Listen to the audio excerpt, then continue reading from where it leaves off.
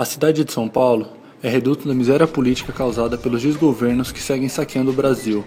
Em 1980, a população brasileira já é considerada em sua maioria urbana, processo causado pela vinda de camponeses expulsos de suas terras, vítimas das políticas de contra-reforma agrária.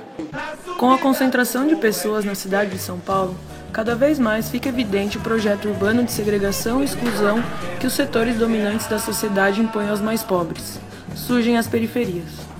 Ainda nos anos 80, intrínseco às periferias seguem os movimentos de resistência, de início protagonizado por partidos políticos, sindicatos, comunidades eclesiásticas de base e associações de moradores, sempre pautando questões urgentes, como pavimentação asfáltica, escola, postos de saúde, iluminação e transporte.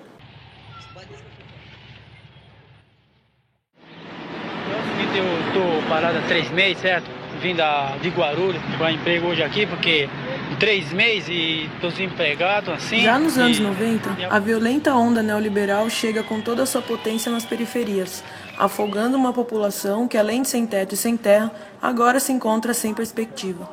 Movimentos de luta estão cada vez mais fragmentados. A igreja longe do diálogo com a esquerda longe do diálogo com o povo. O povo continua em luta. Na década de 90, existia uma ideologia hegemônica na nossa sociedade, que era a ideologia do neoliberalismo. O neoliberalismo, ele pregava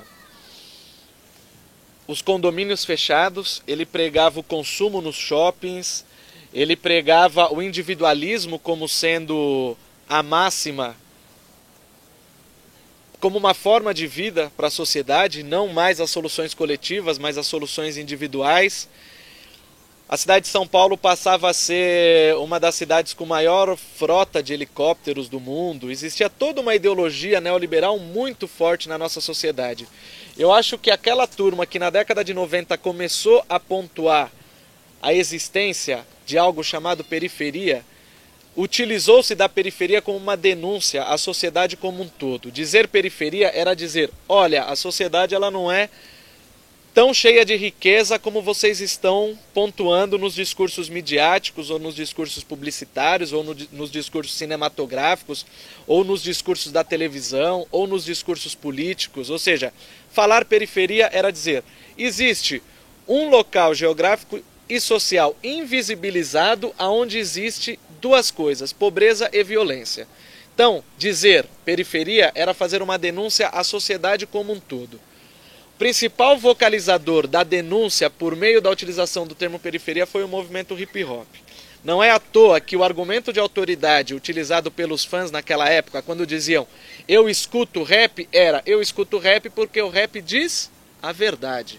O rap diz a realidade, que outros discursos não querem mostrar. Na produção acadêmica contemporânea, parece haver um consenso sobre o espaço urbano. Considera-se que desde o surgimento da indústria existe um modelo urbano que, além de segregar ricos e pobres, segrega os pobres entre si. O modo como está distribuído o transporte público na metrópole de São Paulo é um bom exemplo. Na quebrada se vai ao centro mais rápido do que até alguns bairros vizinhos. Porém, saber que o pobre é pobre, que a cidade segrega, não é lá uma missão tão difícil, muito menos novidade para quem nunca precisou estar na universidade para saber disso. A maior parte da produção acadêmica se mostra insuficiente. Seu discurso acaba por contribuir com a imagem do pobre carente e com a imagem do pobre que precisa do outro para ser liberto. Na linha de frente, fortalecendo a corrente, é nós por nós até o fim. É quente, não se ilude. A cor da pele não me privou do esgoto a céu aberto, do barraco no morro onde o GPS não identifica. Do lixo eu fiz vida, outro que contrariou sua estratégia política. Eu não vou fazendo sofrimento, mentira, gozar o sucesso das rádios cantando pornografia. Meu rap não vai ser trilha sonora pros boys, vai ser revolução pra quem não tem voz. Aqui os milhões não corrompem, o objetivo é um só. Ver favelado assinando o diploma e não B.O. Quem é que vai cantar a dor que nós sente? Quem é que vai sangrar na linha de frente? Quem é que vai somar, fortalecer a corrente? Se não for nós, por nós, quem vai ser pela gente? Quem é que vai cantar a dor que nós sente? Quem é que vai sangrar na linha de frente? Quem é que vai somar, fortalecer? O sujeito periférico, ele é um sujeito histórico e social que eu acho que existem 6 níveis de entendimento do que seja o sujeito periférico, ou do que seja a percepção do morador da periferia com relação à sua situação geográfica e social.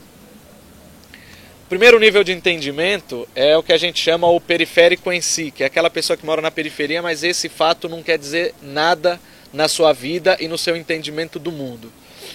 O segundo nível seria o periférico para si, que é aquele morador da periferia que ele percebe que ele mora num local com desigualdades sociais e econômicas, mas isso pode não se derivar em algo mais do que a vergonha de morar naquele local. No sentido de que é um local com estigmas, é um local que a sociedade diz que é longe dos grandes centros, é um local que a sociedade diz que é violento, é um local que a sociedade diz que lá moram pessoas pobres. Então, pode ser que o entendimento e a percepção de que a pessoa mora na periferia pode se desdobrar num estigma, pode se desdobrar numa vergonha com relação ao local de moradia. O quarto passo seria a pessoa, ela, conseguir passar dessa fase de estigma a um certo orgulho com relação às potencialidades que esse local possui, que acho que foi um pouco a virada que a produção artística, capitaneada principalmente pelo hip hop na década de 90, conseguiu fazer, que foi dotar esse morador da periferia de um certo orgulho do fato dele morar na periferia. Porém, eu acho que o orgulho periférico, ele não resolve. Eu acho que só o fato de se usar uma camiseta 100% Zona Leste ou usar uma camiseta 100% Zona Sul, ele vai ser apenas uma questão subjetiva de uma certa identificação com uma situação geográfica que não vai necessariamente resolver a questão da periferia. Quando não, de certo modo, o orgulho periférico ele não é facilmente capturado pelo mercado de bens simbólicos que quer vender alguma coisa no mercado cultural muito bem aceito chamado periferia. Eu acho que a gente precisa ter muito cuidado para o termo periferia ele não ser facilmente vendável e aceito no mercado de bens simbólicos. Infelizmente a gente sabe que tem muita gente que produz arte e cultura na periferia que vende um produto chamado periferia. E eu acho que não é essa a proposição crítica do sujeito periférico. A proposição crítica do sujeito periférico é aquele sujeito que, para além de um orgulho de morar na periferia, faz uma ação política em prol da periferia, seja por meio da produção artística ou não por meio da produção artística. A luta de um povo é o que temos de mais precioso para herdar. Nos anos 90, o hip hop mostrou a força da juventude negra e periférica, gerando acúmulo para que nos anos 2000 as mobilizações político-culturais ganhassem mais corpo. O processo que encontramos hoje nas quebradas é essa herança, o fruto do povo que construiu essas histórias e geografias de luta. Todos os dias da semana, centenas de atividades ocorrem nas quebradas da cidade. São saraus, exibições de filmes, batalhas de rap, seminários, oficinas, apresentações de teatro, dança, grafites e tantas outras mobilizações borbulhando nas vielas e becos que a metrópole oficial tenta esconder. Estes novos e antigos lutadores e lutadoras constroem o que hoje conhecemos como Movimento Cultural das Periferias. Esse movimento tem se fortalecido a partir do encontro de coletividades da Zona Leste, Oeste, Norte, Sul e das quebradas do Centro. Ao entender a arte como um direito do povo, histórico e geograficamente negado ao sujeito periférico, o movimento cultural cria a lei de fomento às periferias.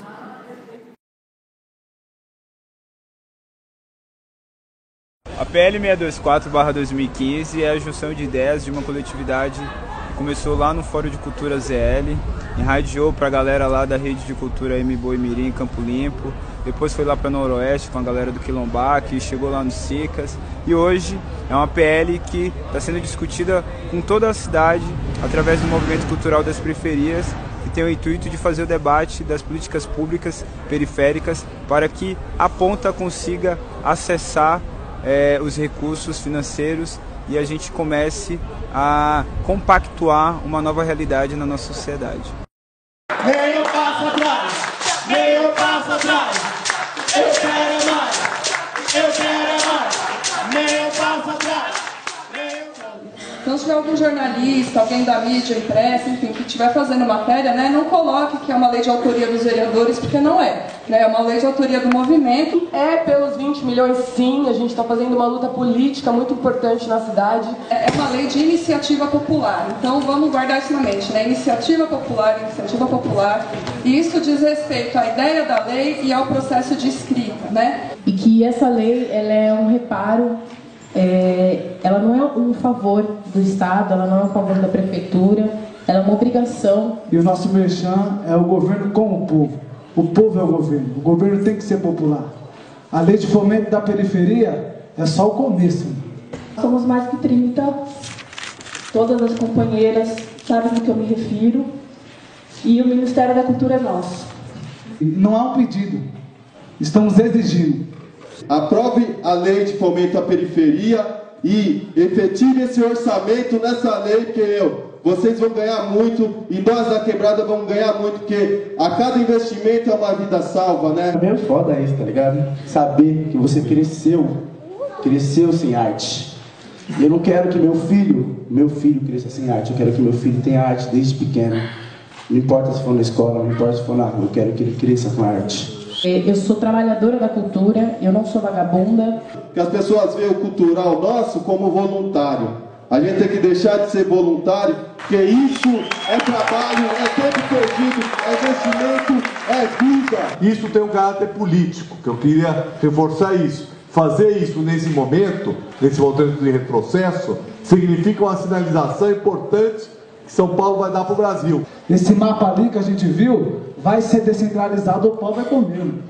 Não tem essa, entendeu? Isso é reparação, isso é justiça social. A lei de fomento à periferia é extremamente importante por isso. O que a gente faz como cultura não extrapola o setor da Secretaria de Cultura. O que a gente faz como cultura também é saúde, também é educação, também é direitos humanos. Aos que não apoiam, só lamentos, porque a gente vai continuar.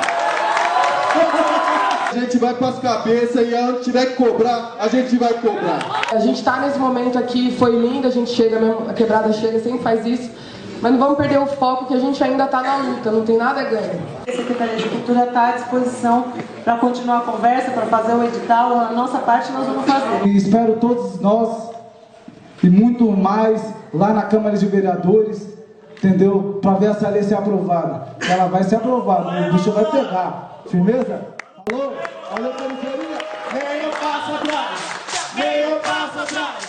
A luta pela lei de fomento às periferias nos mostra como um sujeito periférico é capaz de romper com as ideias comuns e até mesmo universitárias sobre o que é ser periférico, sobre o que é morar nas periferias.